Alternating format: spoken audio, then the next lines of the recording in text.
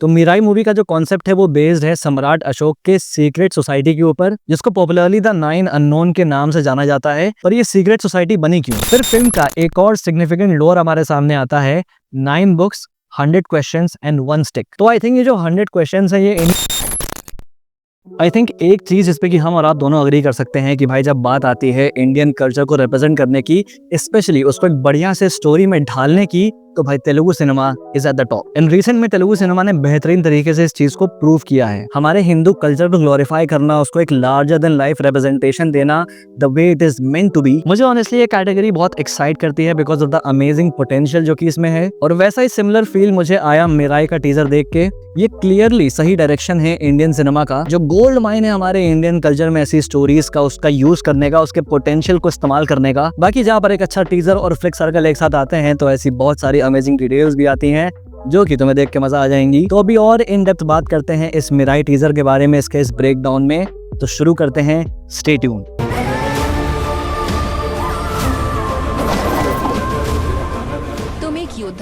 तो एक बार डिटेल्स के ऊपर जंप करने से पहले जो मिराई फिल्म का लोर है उसको ब्रीफली समझ लेते हैं। मतलब कि जो कॉन्सेप्ट है जिसके ऊपर ये फिल्म बेस्ड है उसके बारे में बात कर लेते हैं, जस्ट इन केस किसी को नहीं पता तो मिराई मूवी का जो कॉन्सेप्ट है वो बेस्ड है सम्राट अशोक के सीक्रेट सोसाइटी के ऊपर, जिसको पॉपुलरली द 9 अननोन के नाम से जाना जाता है। पर ये सीक्रेट सोसाइटी बनी क्यों? तो कलिंग का युद्ध जिसमें सम्राट अशोक ने इतनी लाशें बिछाई, उसका एक डीप इम्पैक्ट उनके ऊपर पड़ा, जिसके बाद उन्होंने अहिंसा और धर्म का रास्ता अपनाया। और इस रास्ते में आगे चलते हुए उन्हें एहसास हुआ कि भाई हमारे इंडियन लोर में कुछ ऐसी जानकारियां हैं जो अगर गलत हाथों में पड़ गई तो भाई दुनिया तबाह हो जाएगी। तो इस नॉलेज को प्रोटेक्ट करने के लिए उन्होंने एक सीक्रेट सोसाइटी फॉर्म करी 9 अनजान लोगों के साथ, जिनका काम था इन सारी इन्फॉर्मेशन को सेफ गार्ड करना। उन 9 लोगों ने ये सारी information over the years gather करी और उसको 9 सीक्रेट किताबों में लिखा गया, जिसकी सुरक्षा इन 9 लोगों ने करी एंड देन उनके आगे आने वाली जनरेशन आज तक करते आ रही है। ऑल्दो कोई ऐसा ठोस हिस्टोरिकल एविडेंस नहीं है सीक्रेट सोसाइटी के एग्जिस्टेंस को प्रूव करने के लिए, लेकिन रिसर्चर्स और हिस्टोरियंस इस बात को मानते हैं कि भाई इंडीड ये सोसाइटी एग्जिस्ट करती है। One of the many deepest and unsolved mysteries of our Indian culture, and Mirai इसी कॉन्सेप्ट के अराउंड अपने वर्ल्ड को फॉर्म करता है। अब बढ़ते हैं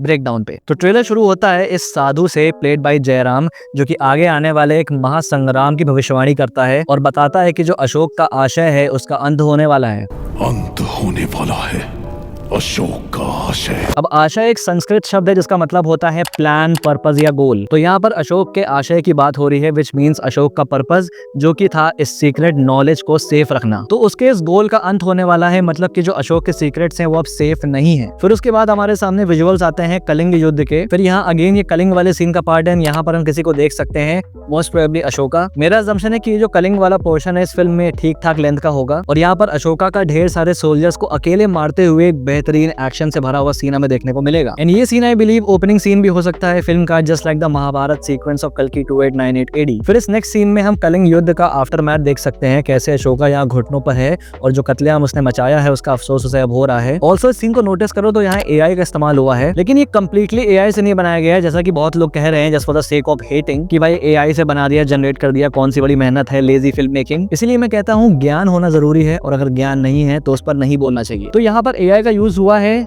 लेकिन एज अ कंपलसरी टूल। यहाँ पर CGI, लाइव एक्शन एलिमेंट्स और AI का प्रॉपर मिक्स है, जहाँ AI का यूज जनरेटिव एनहांसमेंट्स के लिए किया गया है। जनरेटिव एनहांसमेंट्स का मतलब होता है AI की मदद से सीन में एलिमेंट्स को जनरेट करना। जैसे यहाँ बैकग्राउंड में सब कुछ जो है वो AI ने इस सामने फोरग्राउंड को एज अ रेफरेंस लेके जनरेट किया गया होगा, जिससे कम टाइम में और कम रिसोर्स में बेटर रिजल्ट्स आते हैं। जैसे यहाँ पे ये बैकग्राउंड हो गया, लाश हो गई, या फिर एकदम पीछे जो ब्लर्ड वाला पार्ट है, स्काई एंड ऑल। लेकिन जो सामने वाला शॉट है वो प्रैक्टिकल और CGI का मिक्स है, यानी यहाँ पर इसको शूट किया गया होगा, 3D मॉडल्स क्रिएट किए गए होंगे। और इस शॉट पे देखो ये जो पूरा बैकग्राउंड है, ये जो पूरी मिट्टी है, कंकड़ है, यहाँ पर क्लियरली बम्प मैपिंग यूज की गई है। अब बम्प मैपिंग वो टेक्निक होती है जिससे कि ये जो 3D ऑब्जेक्ट्स होते हैं उनके सरफेस को टेक्सचर दिया जाता है। जैसे कि हम यहाँ देख सकते हैं ये मिट्टी, पत्थर वगैरह, इस पे क्लियरली टेक्सचर मैप किया गया है। AI भी कर लेता है ये चीज, बट वो इतना प्रिसाइज नहीं होता है। इस तरह की प्रिसीजन ह्यूमन हैंड से आती है एक सॉफ्टवेयर पे। अगर आप 3D आर्टिस्ट हो या आप बहुत 3D स्टफ में हो तो आपको यहाँ पे डिफरेंस क्लियरली नजर आ जाएगा। और फिर यहाँ पे AI का इस्तेमाल करके इसको जनरेट क्रिएटिव एलिमेंट्स डाल के विजुअली बेटर किया गया है। तो यार बड़ा आसान होता है कहना कि भाई एआई से बना दिया, कौन सी बड़ी बात है, लेकिन एआई कोई शॉर्टकट नहीं है, बल्कि एआई एक टूल है। जैसे ट्रेडिशनल आर्ट को डिजिटल आर्ट ने रिप्लेस किया, लेकिन इसका मतलब ये नहीं कि भाई डिजिटल आर्ट बनाने में कोई स्किल या फिर कोई मेहनत नहीं लगती। थोड़े एडवांटेजेस हैं, I agree, but it is not a replacement to skill. तो एट द एंड मैटर ये करता है कि जो भी विजुअली प्रोड्यूस किया जा रहा है वो ऑडियंस के साथ इमोशनली लैंड करता भी है या नहीं। क्लियरली यहाँ बहुत रूम है इंप्रूवमेंट के लिए, जो कि आई बिलीव अभी आगे किया जाएगा। फिर एंट्री होती है ब्लैक स्वॉर्ड की, the villain played by मंचू Manoj. यहाँ पर हम देख सकते हैं उसके स्लीव में जापानीज में कुछ लिखा हुआ है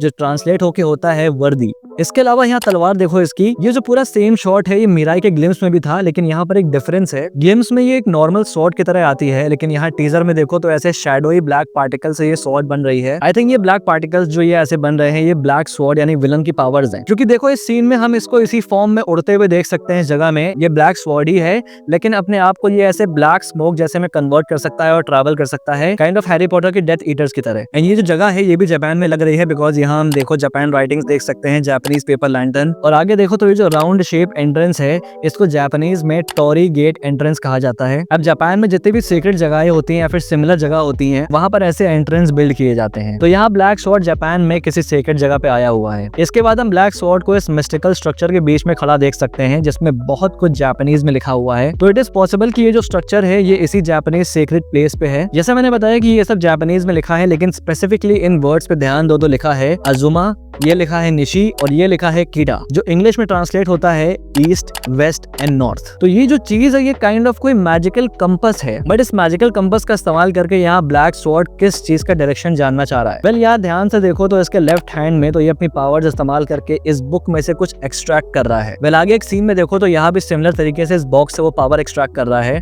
अब यहाँ दो चीजें गौर करो, पहले तो ये वही कंपास वाला एरिया है, ये देखो वो मिडिल पार्ट जहाँ ब्लैक स्वॉर्ड खड़ा होता है। ऑल्सो यहाँ पर देखो तो हम ढेर सारी सिमिलर लुकिंग बुक्स देख सकते हैं जिनके ऊपर ऐसे जेम लगा हुआ है। इन प्रीवियस सीन में ऐसे ही एक बुक के ऊपर लगे जेम से ब्लैक स्वॉर्ड अपने पावर्स का यूज कर रहा था। वेल ये जो बुक्स हैं ये आई बिलीव अशोका की वो 9 सीक्रेट बुक्स हैं। ऑब्वियसली इस फ्रेम में हमको सिर्फ 6 दिख रही हैं, लेकिन माइट भी आउट ऑफ फ्रेम रखी हो बाकी, या माइट भी 9 में से 6 बुक्स अभी यहाँ पर हो सिर्फ। तो यहाँ पर एग्जैक्टली क्या हो सकता है उसको मैं समराइज और थ्योराइज करता हूँ। तो आई बिलीव की ये जो 9 बुक्स का राज है ये इस फिल्म के विलन के हाथ लग जाएगा। And I think in books में ऐसे आर्टिफैक्ट्स या फिर ऐसे मैकगफिन्स की इन्फॉर्मेशन है जिसका इस्तेमाल करके एक इंसान महाशक्तिशाली बन सकता है। तो यहाँ पर इस सीन में ब्लैक स्वॉर्ड इन बुक्स से इन्फॉर्मेशन एक्सट्रैक्ट कर रहा है उन चीजों की, एंड इस कंपास की मदद से उन लोकेशंस का पता लगा रहा है जहां पर इन बुक्स में जो इन्फॉर्मेशन दी है उससे जुड़ी हुई चीजें मिलेंगी उसको। एंड जो हमारा हीरो है मिराई वो ब्लैक स्वॉर्ड को रोकेगा फ्रॉम बिकमिंग ऑल पावरफुल। फिर हम दोबारा ब्लैक स्वॉर्ड को देख सकते हैं एक और लोकेशन पे। अब यहाँ पर देखो तो लिखा है हाउस ऑफ ट्यून्स, कोई म्यूजिक की शॉप है, लेकिन अगर साइड में देखो तो अरेबिक में लिखा हुआ है। यहाँ पर जानेमाज हम देख सकते हैं, ये कपड़े देखो लोगों के। तो ये पूरा बाजार का सेटअप है और मुझे देख के लग रहा है कि इधर ये इस्तांबुल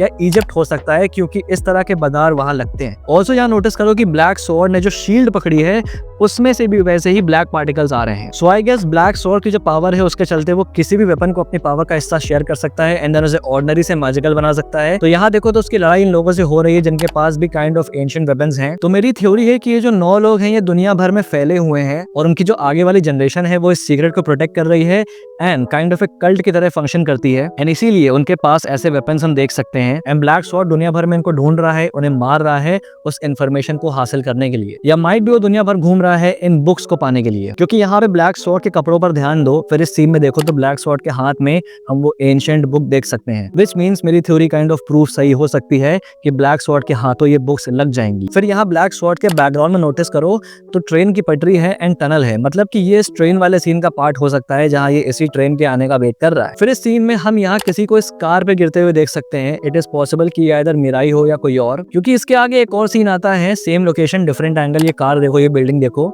एंड यहाँ ये बंदा ऐसे जमीन पे पड़ा है मार वार खा के, एंड ये ब्लैक स्वॉर्ड के लोग ऐसे हेलीकॉप्टर से जा रहे हैं। तो ये मिराई या कोई और भी हो सकता है, एंड जो भी है वो इनको रोकने में नाकाम हो गया। फिर आते हैं हमारे सामने जगपति बाबू जो कि एक ऋषि मुनि है, एंड यहाँ देखो तो वो किसी की शक्ति रोक रहे हैं, एंड नोटिस करो कि ये सिमिलर है उसी ब्लैक पार्टिकल पावर से जो ब्लैक स्वॉर्ड के पास है। तो आई थिंक यहाँ पर उनका शोडाउन ब्लैक स्वॉर्ड से हो रहा है, क्योंकि इनके पीछे देखो तो हम वही ब्रिज और पटरी देख सकते हैं, विच मीन्स ये सेम वही ट्रेन वाली लोकेशन है। फिर हमें एक और लुक मिलता है जगपति बाबू के कैरेक्टर का, इस बार दूसरी जगह पे जो आई थिंक कोई गुफा टाइप जगह है जहाँ पे ऐसे दीवारों पे हम गुप्त चिन्ह देख सकते हैं, वैदिक सिंबल्स जो काइंड ऑफ सिजिल या यंत्रांश की तरह हैं, और इनके आसपास जो साधु खड़े हैं त्रिशूल के साथ, उनका अपीयरेंस रिजेंबल करता है अघोरी से। फिर हमारे सामने दिव्य अस्त्र आता है जो कि ऐसे बर्फ में एम्बेड है, एंड यहाँ पर वही चोजन वन वाला कॉन्सेप्ट आएगा कि भाई इस अस्त्र को सिर्फ कोई एक ही इस्तेमाल कर सकता है, जो कि हमारा हीरो मिराई होगा, जिसकी जर्नी होने वाली है इस फिल्म में खुद को पहचानना, अपने पोटेंशियल को समझना, अपने अंदर उस योद्धा को तैयार करना जो कि ब्लैक स्वॉर्ड को हरा सके। फिर हमको एक प्रॉपर लुक मिलता है तेज साजा का एज मिराई, एंड यहाँ देखो तो फाइट चल रही है मोस्ट प्रोबेबली ब्लैक स्वॉर्ड के फॉलोअर्स के साथ जो यहाँ ऐसे बिखरे हुए हैं,